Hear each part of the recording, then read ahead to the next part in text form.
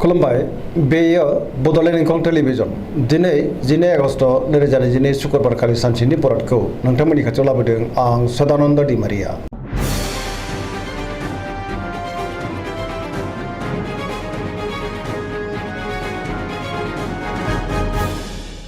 सिगां फरायनो लादों मेष राशि गिबि हांखो अ ल। दिनैनि साना जोबोर मोजां, गियाना बांगोन, रोंगौथियाबो बांगोन,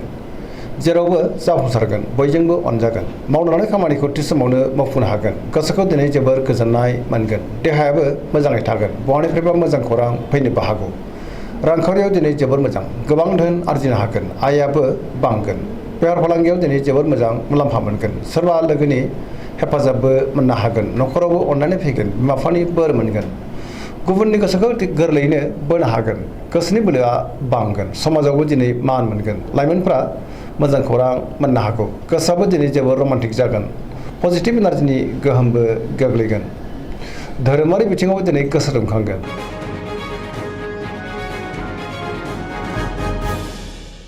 वृष राशि गिबि हांखो इ उ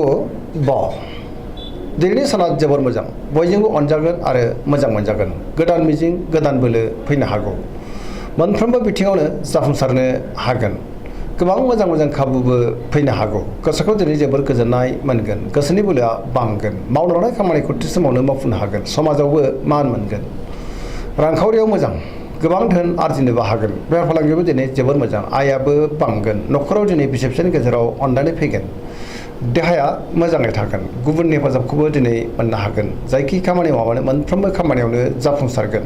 लोगोफोरनि अनसायनायबो मोननो हागौ, गोसोनि साननायफ्रा मोगथाङाव जाफुंगोन, पजिटिभ एनार्जिनि गोहोमबो गोग्लैगोन, लाइमोनफ्रा दिनै जोबोर खुसि जागोन आरो बहानिफ्रायबा मोजां खौरां मोननोबो हागौ।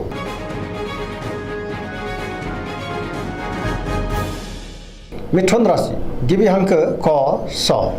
दिनैनि साना मोजां आरो गाज्रिनि गेजेरजों बाबेनलांगोन, सोरनिबा गाज्रि नोजोर गोग्लैनोबो हागौ, नेगेटिभ एनार्जिनि गोहोम गोग्लैनो हागौ, सांग्रां जानांगोन, मोनफ्रोमबो बिथिङाव जाफुंसार जानो गोब्राब जागोन, गियाननि आंखाल जानोबो हागौ, गोसोखौ दिनै जोबोर उसुखुथु मोनगोन, गोसोआ उसाव बादाव जागोन, देहाया बारा मोजां थानाय नङा, जानाय लोंनायाव सांग्रां जानांगोन, रांखावरियाव मोजां, आयाबो बांगोन, बेफार फालांगियाव दिनै मोजां होनजायो, न'खराव अननानै फैगोन, नाथाय अब्लाबो सोरनिबा गाज्रि नोजोर गोग्लैनो हागौ, समाजाव मान मोननो गोब्राब जागोन, गोसोनि बोलोआ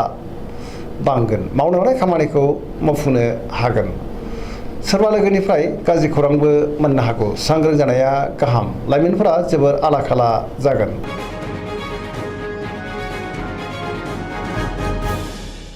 कर्कट राशि गिबि हांखो द ह। दिनैनि साना जोबोर मोजां, माबा मोनसे मोजां खौरां मोननोबो हागौ, गोसोखौ दिनै जोबोर गोजोननाय मोनगोन, लोगो लेवानि आंखाल जानाय नङा, सोरबा लोगोजों बाखनाय जानो हागौ, गोसोनि साननायफ्रा मोगथाङाव जाफुंगोन, गोसोआव पजिटिभ साननाय फैगोन, गोथों आरो गोग्गो साननो रोंगोन, मावनो लानाय खामानिखौ मावफुंनो हागोन, रांखावरियाव दिनै जोबोर मोजां, गोबां धोन आरजिनोबो हागोन, बेफार फालांगियावबो दिनै जोबोर मोजां मुलाम्फा मोनगोन, न'खरावबो अननानै फैगोन, समाजावबो दिनै लोगो लेवा बांगोन, देहाया मोजाङै थागोन, गुबुननि हेफाजाबखौ मोननो हागोन, फरायसाफोरा दिनै फरायनायाव गोसो दुंखांगोन आरो मोजां फिथाइ मोननोबो हागोन।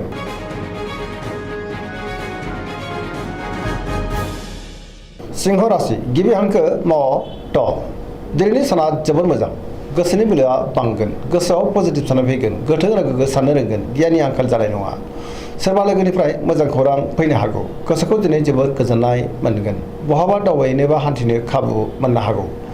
रांखावरियाव जोबोर मोजां, मोननो गोनांखौबो दिनै मोननो हागोन, बेफार फालांगियावबो जोबोर मोजां मुलाम्फा मोनगोन, गोसोनि साननायखौ दिनै गुबुननो फोरमायनोबो हागोन, न'खरावबो अननानै फैगोन, समाजावबो मान मोनगोन, गुबुननि गोसोखौ दिनै गोरलैयैनो बोनो हागोन, देहाया मोजाङै थागोन, बयजोंबो गोरोबनो रोंगोन, गुबुननि थाखाय गोबां मोजां खामानि मावनानै होनोबो हागोन, गोसोआ जोबोर रमान्टिक जागोन।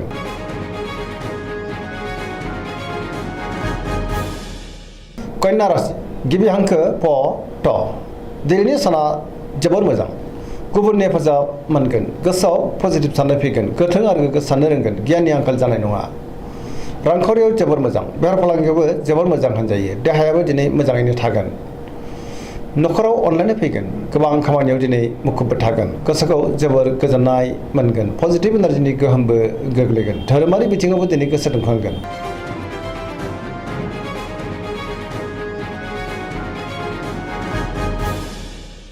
तुला राशि गिबि हांखो र ट दिनैनि साना जोबोर मोजां गोसोनि बोलोआ बांगोन गोसोनि साननायफ्रा मोगथाङाव जाफुंगोन मावनो लानाय खामानिखौ थि समावनो मावफुंनो हागोन देहायाबो मोजाङै थागोन बहाबा हान्थिनो एबा दावबायनो खाबु मोननो हागौ रांखावरियाव जोबोर मोजां मोननो गोनांखौ मोननो हागोन न'खराव बिसि फिसायनि गेजेराव अनलायनाय फैगोन समाजावबो दिनै मान मोनगोन गुबुननि गोसोखौ गोरलैयैनो बोनो हागोन लोगोफोरनि हेफाजाबबो मोनगोन गोदान थांखि लानो रोंगोन सेंग्रा सिख्लाफोरनि गोसोआ दिनै जोबोर रमान्टिक जागोन आरो गावबा गावनि गोसोनि साननायफोरखौ फोरमायलायनोबो हागोन पजिटिभ एनार्जिनि गोहोमबो गोग्लैगोन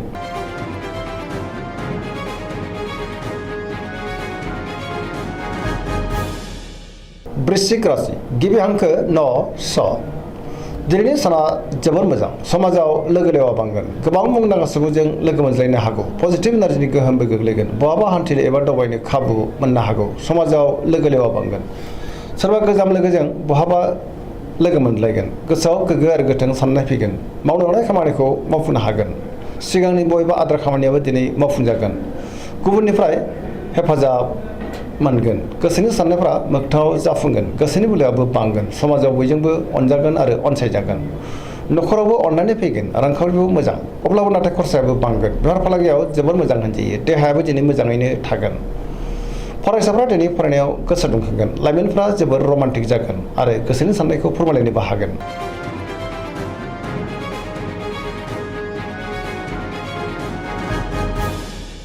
धनु राशि गिबि हांखो ध फ भ दिनैनि साना जोबोर मोजां गोसोआव बोलो बांगोन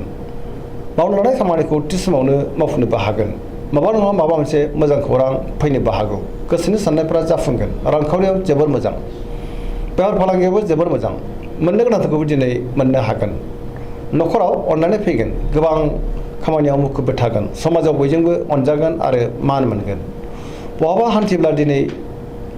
जोबोर मोजां आरो मोजाङैनो हान्थिनोबो हागोन देहाया मोजाङैनो थागोन अब्लाबो नाथाय जानाय लोंनायाव सांग्रां जानांगोन न'खराव अननानै फैगोन बिदा फंबायनि हेफाजाबखौ मोननो हागोन बहानिफ्रायबा हरखाबै मोजां खौरां फैनोबो हागौ लाइमोनफोरनि गोसोआ दिनै जोबोर रमान्टिक जागोन आरो गोसोनि साननायखौ फोरमायलायनोबो हागोन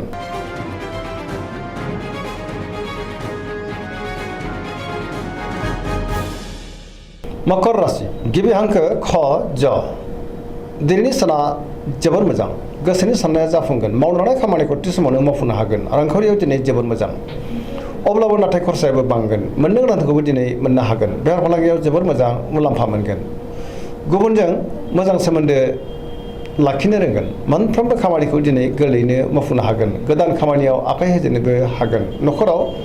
बिसि फिसायनि गेजेराव अननानै फैगोन बिदा फंबायनिफ्राय थोजासे हेफाजाबबो मोनगोन सेंग्रा सिख्लाफ्रा गावबा गावनि गोसोनि साननायखौ फोरमायलायनो हागोन आरो गोसोआबो दिनै जोबोर रमान्टिक जागोन फरायसाफ्रा फरायनायाव गोसो दुंखांगोन धोरोमारि बिथिङावबो दिनै गोसो दुंखांनो हागौ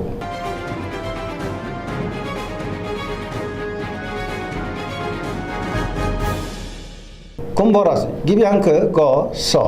दिनैनि साना जोबोर मोजां गोसोखौ जोबोर गोजोननाय मोनगोन मावनो लानाय खामानिखौ थि समावनो मावफुंनो हागोन बयनिफ्रायबो मोजां खौरां फैनो हागौ समाजाव मान मोनगोन गोबां मुंदांखा सुबुंजों दिनै लोगो मोनज्लायनोबो हागौ रांखावरियाव जोबोर मोजां बयनिफ्रायबो गोबां धोन मोनगोन बेफार फालांगियावबो जोबोर मोजां होनजायो देहायाबो दिनै मोजाङैनो थागोन न'खराव अनलायनाय फैगोन गुबुननि हेफाजाबखौबो थोजासे मोनगोन बिमा बिफानि अननाय आरो बोरखौ मोननो हागोन बहाबा दावबायहैनो बा हान्थिनो खाबुबो मोननो हागौ पजिटिभ एनार्जिनि गोहोमबो गोग्लैगोन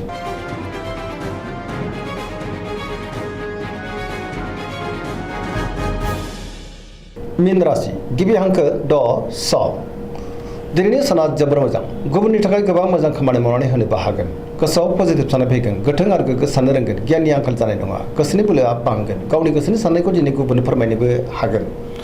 देहाया मोजाङै थागोन रांखावरियाव जोबोर मोजां बेफार फालांगियावबो जोबोर मोजां न'खरावबो अनलायनाय फैगोन सोरजोंबा बाख्नाय जानोबो हागौ